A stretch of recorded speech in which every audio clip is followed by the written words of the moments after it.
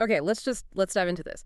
There's something about the Himalayas, isn't there? You've got these incredible mountains, ancient paths, but then woven into it all, you find these stories, like really unsettling ones. Absolutely. And the one we're looking at today, the legend of Bakri Narayan, the demon goat of Chopta. It's particularly chilling. It really is. We've been looking into these accounts, whispers really, Mm. about this. Well, this thing that's supposed to be born from a curse. And what grabs you immediately is that imagery, right? This creature, not quite animal, not quite human. It pops up from this specific act of, well, disrespect. Yeah, it speaks volumes about how sacred some places, some symbols are held to be, and the folklore consequence of violating them. Exactly. The power of belief and maybe something more. So that's what we're exploring today. We want to get into the nitty-gritty of Bakri Narayan. Where did this story even start? What are people saying about seeing it now? And those really horrifying traits it's supposed to have. Yeah. Right. And importantly, the rituals people use for protection. Because there are apparently things you should and definitely shouldn't do.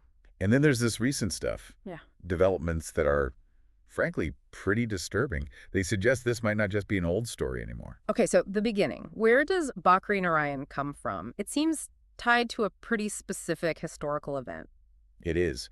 The origin story is often linked back to the 1857 uprising. Yeah. You have to picture the scene: massive upheaval, tension. Right, a really volatile time. And in that context, the story goes, there was a British officer near Tumnath Temple, a very sacred place. And he does something incredibly disrespectful. He skins a sacred temple goat. I mean, you can imagine how deeply offensive that would have been. It's not just cruelty, it's sacrilege in that context. And the legend says a priest, seeing this, reacts with pure fury. And utters a curse. Not on the officer, interestingly, but on the goat's pelt itself. Wow. And the result, in the story at least, is immediate, like terrifyingly immediate. Yeah, the stuff of nightmares. The flayed hide supposedly just stands up. Stands up. And it's empty eye sockets. They say they were suddenly filled with the officer's eyes. Okay, that's horrifying imagery right there. It gets worse. The first victim wasn't the officer. It was the priest who cast the curse. No way. Found gored. And the detail they always add. Goat hair found in his mouth. A grim kind of poetic justice, maybe? A warning embedded in the tale. Okay, so fast forward, that's the origin, steeped in history and violation. But people claim this isn't just history. We have these, well, alleged modern encounters. Exactly. Like Yeah. the case from 2011, Klaus Bauer, the photographer. Right, he was doing a photo series in the region. What happened there? Well, the story is he captured 3 frames Yeah. right before he vanished. And these photos, they're deeply unsettling. What do they show? Frame 1 looks like a normal black goat, maybe a bit intense, but a goat. Frame 2, Mhm. it's standing upright on elongated hind legs, completely unnatural. Okay, getting creepy. And frame 3, this is the real kicker. Its face is supposedly melting, twisting into Klaus Bauer's own features. What? That's the account. And adding to the strangeness, they found his camera, perfectly balanced on a cliff edge, Just left there. left there. But the lens, it was apparently lift clean. Licked clean. That detail is just bizarre. Almost intimate in a horrible way. It suggests something beyond just an attack. Consumption, maybe, of identity. Then there's Radha's story, the shepherdess, from 2019. She supposedly survived an encounter. Yes. And her account adds more specific and frankly terrifying details about the creature itself. What does she report? She talked with the eyes. Not goat eyes. Vertical pupils, yes, but set in the whites of human eyes. That combination, it's deeply unnatural. Human whites. Ugh. But maybe even more disturbing was the sound. It started as a bleat, she said, but then it morphed, changed, Into what? into the sound of her dead mother sobbing. Oh, that's cruel, pure psychological manipulation. Exactly, targeting deep emotional vulnerabilities. And another thing she noted, footprints, or rather the lack of them. What do you mean? No hoof prints where it had been standing. Instead, she described seeing faint, barefoot human tracks that just vanished after a few steps. Human tracks. That just reinforces the whole blurring of lines, doesn't it? Animal, human, something else. Completely. And Radha survived, supposedly, because she employed a specific protective measure. Ah, yes, the bell. She wore a bell. She did. Mm-hmm. The belief is that Bakri Narayan dislikes metallic sounds. It's one of those pieces of folklore wisdom, finding a creature's weakness. It's fascinating how these details recur. The eyes, the voice mimicry, the strange tracks.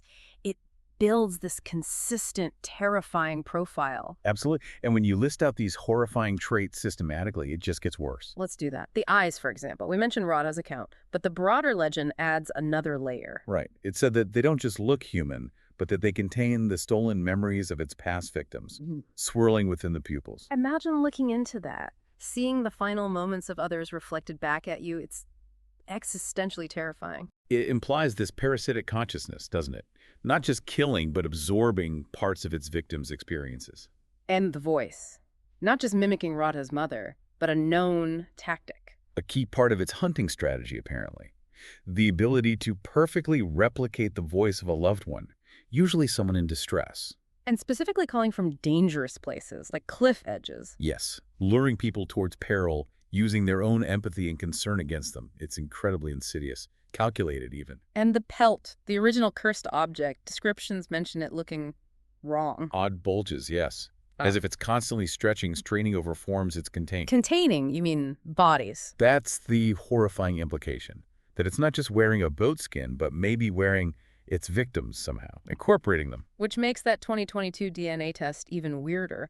They supposedly tested fur samples found in the area. And the results were puzzling, to say the least. They found caprine mitochondrial DNA. Okay, so biologically related to goats. That makes sense on one level. But then, they also reported finding human keratin proteins in the hoof sheaths. Wait, human keratin? Like from hair and nails? In the hooves? How is that even possible? That's the million-dollar question, isn't it? It suggests, well, either contamination or direct interaction with human remains or something far stranger, an actual biological merging. And wasn't there something they couldn't identify? Correct. Unknown genetic markers. DNA sequences that didn't match any known species in existing databases. Unknown genetic markers. That's where it tips from strange anomaly into the territory of this legend potentially having some bizarre, undiscovered basis. That certainly fuels the mystery. Is it a truly unknown biological entity? A complex hoax? The power of the legend influencing interpretation? It's hard to say. So given all that, how on earth do people think you can protect yourself? This brings us to Elder Baba Haldar. Right, a local wise figure, according to the stories, who has laid out some specific defenses. Rituals, really. And they have this strange kind of internal logic connected to the creature's supposed traits. So let's talk about the do's and don'ts. Okay, do number 1. Carry rock salt. A fistful of it. Why rock salt? The idea is that Bakri Narayan has this uncontrollable licking reflex, like some animals do for salt. The salt forces it to lick, supposedly interrupting its attack, giving you a chance to get away. Targeting a primal instinct. Okay. Interesting. What's the next do? Wear your clothes inside out. Inside out. Why? This one seems aimed at the psychological aspect. It's thought to confuse the creature, specifically its stolen memories. The unfamiliar sight disrupts its focus, maybe. So if it's accessing victim memories, the wrong clothes throw it off. Weirdly logical within the legend. It positions it as a cognitive predator, not just a brute force one. Okay, and the big don't, the crucial one. Never, ever say its name aloud, especially not Bakri. Why not? The belief is potent. Saying the name summons it. It hears you, knows you're talking about it, and it comes. Instantly. Like speaking its name gives it power or alerts it. That's common in folklore, too. It reinforces the idea of an aware, listening, malevolent presence. And Baba Haldar had that chilling summary. It wasn't just about being killed. No. His warning was, it doesn't kill you. He paused, then added, it wears you until your skin wears out. Ugh. That is just a fate worse than death. Being assimilated, used up, utterly horrifying. It taps into feels of losing oneself, not just one's life. But the story, it doesn't seem to be fading away. If anything, the recent reports, the epilogue to all this, are suggesting something new and much more alarming. Yes, the recent developments are perhaps the most unsettling part because they hint at, well, its expansion, at change. Like the report from 2023, trekkers seeing not one, but 3 identical black goats. Exactly, circling their camp. If that's connected to Bakri Narayan, it implies reproduction, which is a whole new level of terrifying. A singular monster is one thing, but multiples. And then 2024, the temple priests, what they found. A kid, a baby goat, reportedly born with a full set of human teeth. Human teeth on a baby goat. That's biologically, well, impossible as we understand it. But it echoes the core horror of the legend. the unnatural fusion. It's a grotesque image, isn't it? Suggesting this isn't a static legend, but something actively, monstrously propagating. And the most recent thing, just last week, the survivor with the Fitbit. Ah, yes. This one is chilling because it involves modern tech. The claim is their Fitbit recorded their heartbeat flatlining, stopping completely for a moment right when the creature supposedly licked their wrist. A measurable physical effect recorded by a device that lends a terrifying layer of, maybe credibility isn't the right word, but tangible evidence. It suggests a direct, potentially lethal interaction, corroborated potentially by data. The implications are huge. Which brings us to the absolute latest warning circulating, a very specific, urgent piece of advice. If you're near the cliffs around Chopta and you hear what sounds like a child crying, Don't investigate. Cover your ears. Run. because the warning is that the demon goat, or maybe these new ones, it learns voices fast, frighteningly fast. So the mimicry isn't static. It's adapting, learning new lures. A crying child. That's an incredibly powerful lure. It implies not just reproduction, but evolution, Yeah. adaptation, a predator refining its techniques in real time. So we've gone from an 1857 curse to potentially multiple learning entities documented by Fitbits. It's quite the journey. It really is. We've explored the unsettling roots, the modern claims, the horrifying details, the supposed protections. And now we're left with this deeply disturbing possibility of a threat that's not just persisting, but growing, adapting. What does it even mean for something like this, a creature from folklore, to seemingly evolve in our modern world? It's a profound question, isn't it? It makes you wonder about the boundaries between legend and reality, about what other things might exist unseen in the corners of our world.